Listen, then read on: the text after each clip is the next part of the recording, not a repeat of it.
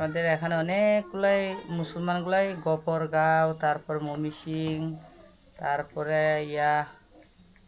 সিলেট, এইগুলা থেকে আসা। এইগুলা তো আগে ছিলই না। আমগর অনেকগুলো পাহাড় জঙ্গল। আমগর নানি আলাপ করতো, আমগর নানি ব্রিটিশ আমলের বলে দই চিরা খাইছে।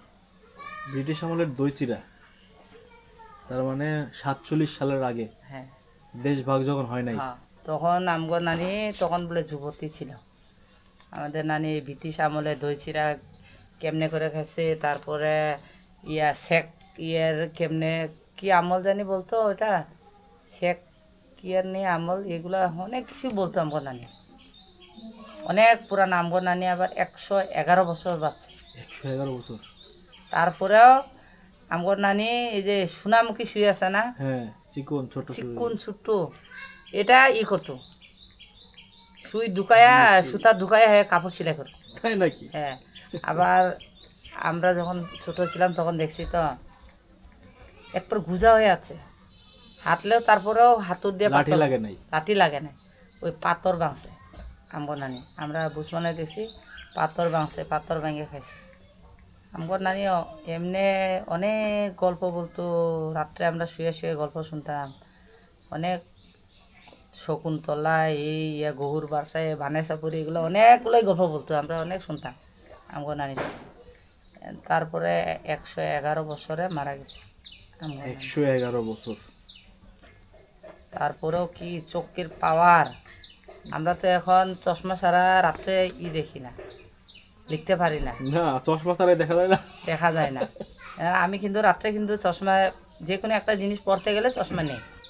দিনে নেই না, কিন্তু রাত্রে নেই। কিন্তু আমগর নানি কম আলোতে সমস্যা হয়। আমগর নানি এই যে এরকম ছোট ছোট আমগর বাইবেলের লেখা কিন্তু অনেক ছোট।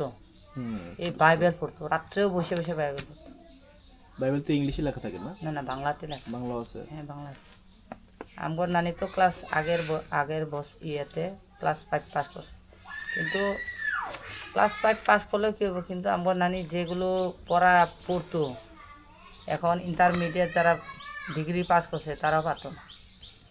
বালিশিকা বই একবারে মুখস্থ, কোন জায়গায় কোন বর্ণগুলো লেখা আছে, কোন জায়গায় কোন জিনিস লেখা আছে, সব বলে দিত আমগর নানি। আপনাদের গারো ভাষার লিপি আছে না? হ্যাঁ, লিপি আছে। ওগুলো ডকুমেন্টেড নাই? ডকুমেন্টেড বই আকারে নাই? বই আকারে আছে তো, ইংলিশে লেখা। ইংলিশে লেখা? ইংলিশে লেখা, হাচিক ভাষায় লেখা ওটা। আচিক ভাষা? আমাদের বৃহস্পতিবারে হাচিক হয়, হাচিক ভাষায় গির্জা হয়। আচ্ছা আচ্ছা, বৃহস্পতিবার দিন হ্যাঁ, 12 মারি মিশনে? হ্যাঁ, 12 মাইল বৃহস্পতিবারে হয় হাচিক ভাষায়। যে যারা যারা ইয়েতে থাকে, হোস্টেলে থাকে, এদের জন্য। আবার ইয়েতেও হাচিক ভাষায়, আবার প্রার্থনা, সব কিছুই আর কি হাচিক ভাষা দেওয়া হয়। আপনাদের আগে তো আচিক ছিল, মানে আপনাদের পূর্বপুরুষ যারা আছে আগে যারা ছিল, ওরা হচ্ছে যে আচিক ধর্মের অনুসারী ছিল না? না, এরা সনাতন ধর্ম ছিল না, আচিক ধর্ম, সাংসারিক ধর্ম ছিল। সাংসারিক ধর্ম ছিল। সাংসারিক কি সনাতনের একটা অংশ? হ্যাঁ, সনাতনের একটা অংশ। ওটা তো পূজা করতো। আচ্ছা, যেমন ধরো এখনো আছে ইয়াতে মধুপুরে, এখনো আছে অনেকগুলো মুরব্বীরাই ইয়াতে যে বাঁশ কাটটা ওটা সুন্দর করে সাজানো হয়, এই ফুলের মতো বানায়। এই বাঁশের মাথায় চারটা হেরা সুন্দর করে ওখানে ফুলের মতো করে রেখে ওখানে দেয়, ওই যে কোনো একটা মুরুগ দইরা, ওই মুরুগের কইরা ওই রক্ত দিয়া এখনো পূজা পালিত করা হয়। আচ্ছা আচ্ছা, ওই সাংসারিকের এখনো লোকজন আছে গারোদের মধ্যে? এখনো আছে ইয়াতে, এই হালকাতে পূবে আছে। আচ্ছা আচ্ছা, এখনো আছে।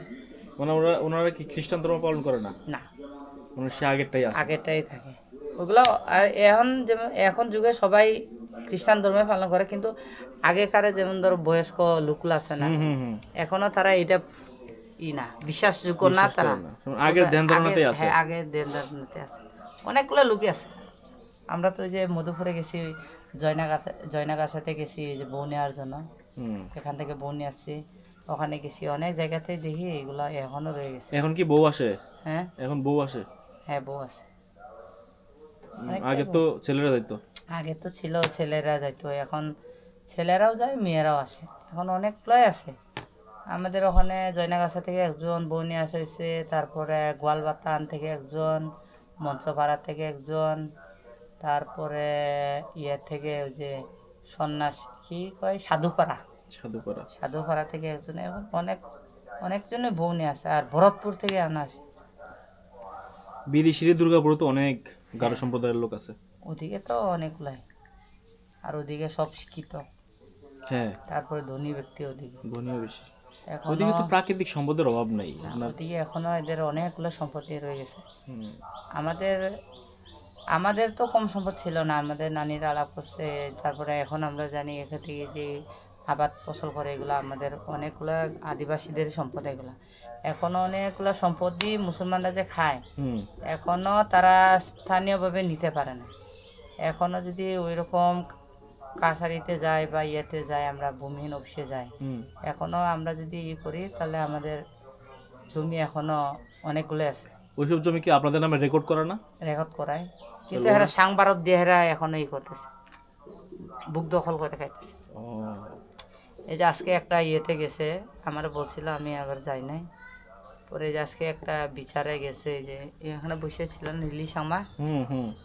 এর শাশুড়ি জমি 1 কুর 1 কাঠা, এখনো মুসলমান এটা খাইতেছে।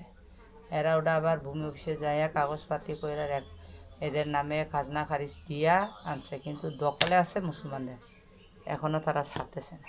হুম। কিন্তু জমি প্রাকৃতিক মালিক কিন্তু এর শাশুড়ি। এরকম অনেক জমি আছে আমগর আদিবাসীদের, কিন্তু যে কিছু কিছু মানুষ আছে অর্থের অভাবে হুম। এগুলো কাজ করে না। 3 নাম্বার ইয়াটা দেন, হুম 3 নাম্বারটা। 3 নম্বর এটা